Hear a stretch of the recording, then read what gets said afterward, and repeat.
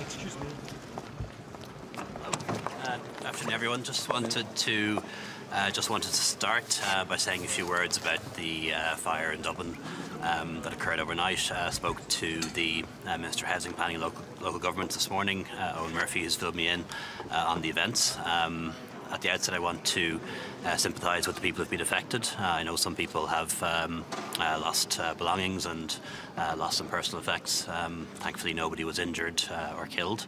From the reports I've received so far, the evacuation protocols worked, and the containment measures within the building made sure that it didn't spread. So it's nothing at all like the Grenfell Tower. Nonetheless, there will be both a Garda and Dublin Fire Brigade investigation into the fire, and I particularly want to thank Dublin Fire Brigade and all the emergency services and the Gardaí for the work that they did overnight and this morning. The pin I'm wearing today, as you probably know, is a collaboration by the major European political parties, EPP, Social Democrats and the Liberals, to remember 2 years ago the appalling terrorist attacks that occurred in the Netherlands and in Belgium, and just to remember the victims of those and our ongoing fight against terrorism.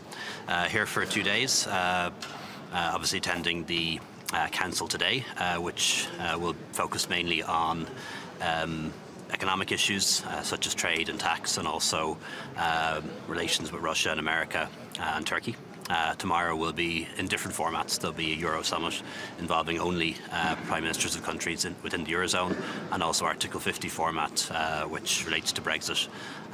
Also using the opportunity, obviously, to attend 1 or 2 other meetings in and around the Council meetings. So just came from a bilateral meeting with Mark Rutte, the Prime Minister of the Netherlands. We'll meet bilaterally with Theresa May later on today, and also attended earlier on today the EPP summit involving all of the various Prime Ministers and European institutional leaders who are members of our EPP family. Now, Taoiseach, the proper negotiations will get underway on Monday on the next steps for the draft withdrawal agreement. Is it your view that what the draft text said in February when it was first published, that there's not much scope for departure from that? And is that view... In February? Oh, yeah, okay. Is that view not at odds with Theresa May's interpretation of the December report?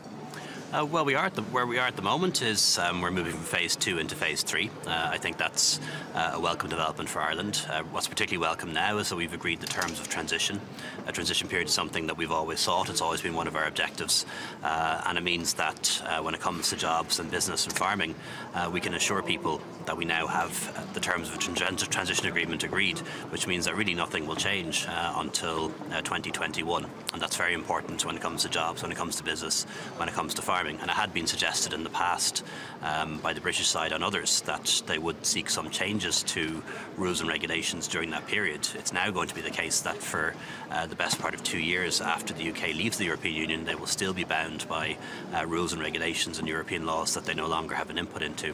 But the most important thing for us is giving some certainty to employers, to workers, and also to the farming sector.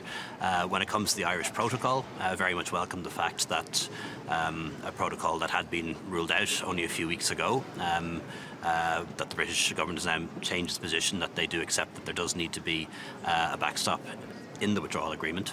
Of course, nothing is agreed until everything is agreed, and what we'll do now over the next couple of weeks is meet here in Brussels, the EU and Ireland on one side, the UK on the other, to explore solutions to the border to ensure that we all achieve our shared objective, and everyone does share this objective, Ireland, the European Union and the United Kingdom, to avoid a hard border. It's now accepted that that backstop, or at least a backstop, has to be in the withdrawal agreement, but we've always said that we're willing to examine alternative solutions, particularly solutions that would bring the United Kingdom closer to the European Union, and may even mean that we don't need a backstop at all, or don't need one as explicit as we have now. Can the substance of the backstop actually be changed in any way to make it more palatable to Unionists and to the British government? It can be changed really only in one way that I can see, which is moving towards the option A. And bear in mind, the backstop is option C. It was never the preferred option of the Irish government, not the preferred option of the British government. So the way that it can be changed is for us to develop, if you like, option A, which is a really close trading relationship between the United Kingdom and the EU. So close that many of the things that are in the backstop may become unnecessary, if that makes sense. So, for example, a really deep free trade agreement between the UK and the European Union, which includes Ireland, or, for example, what's been talked about before, a customs union partnership between the United Kingdom and the EU that would be so close to the customs union that it wouldn't necessitate some of the elements that are in the backstop. But it's absolutely our position that in the absence of those alternatives, we must have that in the withdrawal agreement. We've held firm on that all along. Even though we very much welcome the transition, there cannot be a withdrawal agreement without a solution to the Irish border and the hard border being avoided, and we'll be standing very firm on that. When do you hope to have a agreed wording on the backstop issue? Is it by June? Are you willing to park the backstop issue in favour of getting option A or B in place, or will they run concurrently? I think certainly by October, and everyone takes the view that we'll have to have the withdrawal treaty agreed by October, because it'll have to be ratified by the British Parliament and by the European Parliament, and potentially by some national parliaments, but that's not clear as yet. So October is the deadline. Would I like to have it done by June? Yes, absolutely, but I would rather have the right deal in October rather than any deal in June. Would Ireland not get maybe left behind if everything else is settled, and then suddenly October, the Irish protocol, the backstop isn't in place? No, we've absolute unconditional support from across the European Union, from all 27 member states, that there can be no agreement unless a hard border is avoided. And I haven't seen any departure from any European institution, from the task force or any other member state on that absolute position. And there is a real understanding, I think, across the European Union that it's important that the European Union demonstrates that it supports a small member state that is staying. Even if that means not being able to support a large member state that is leaving. Being in the European Union is a huge advantage. It makes you part of a club of 27 countries and the biggest market in the world with 450 million people. It's a good thing to be in the European Union. So it isn't just about Ireland.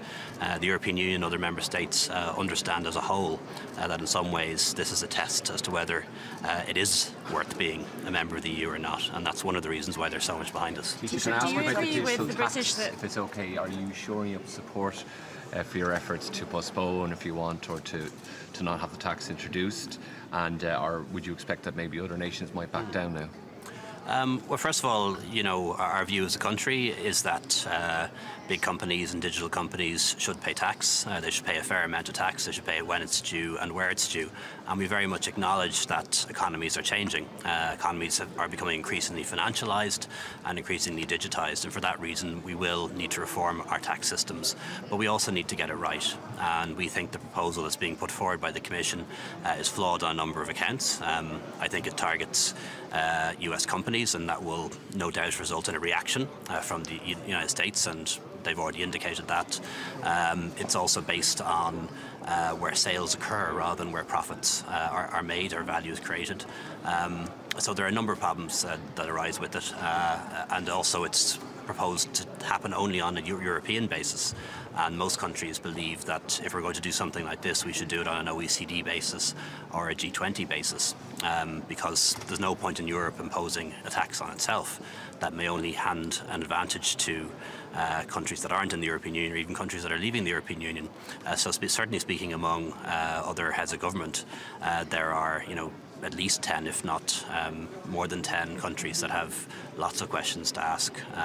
Will have very many questions to ask about this proposal and lots of reservations about it. And bear in mind, it's only one that has been published this week, so I don't expect that there'll be any conclusions made on it at all today. Taoiseach, in the abortion referendum campaign, Taoiseach, in the abortion referendum campaign, we've seen the launch of the Umbrella Yes group. Do you intend to hold rallies or meetings in support of a Yes vote? And do you expect Fine Gael to launch a Yes campaign of its own? I'm certainly going to be involved in a campaign to repeal the 8th Amendment. This is a proposal that the government is making to repeal the 8th Amendment to allow us to remove this almost absolute constitutional ban on abortion from our constitution. So I am going to advocate for change. I'm going to campaign for change. I haven't yet decided what the detail of that programme is going to be, but I'm going to need to do that now, obviously, in the next couple of weeks, because we anticipate having this referendum by the end of May. And Fine Gael, yes, campaign. Oh, sorry. Do you agree with the British government that Russia is to blame for the attack in Salisbury? And are you ready to take firmer action, for example, potentially asking diplomats to leave Ireland? Well, first of all, I want to say that we're all members of the European Union, 28 of us. We're all small countries in many ways, but there are big countries that surround us, and we sometimes come to conflict with them. Russia on security, issues with Turkey at the moment as well, issues with America on trade, and it's very important that we stick together. So, as a fellow member of the European Union, we're going to be in full solidarity with the United Kingdom. I think that what occurred in Salisbury was loathsome and reprehensible, and we're going to stand right beside the UK on that issue. And a attempted assassination or a chemical attack, no matter who does it, no matter where it happens, is something that we're going to condemn and condemn outright. Thank you very much. Was it Russia? Was Russia evidence that Russia might be responsible for that poisoning? Are you expecting exceptions from the US? Oh, wow.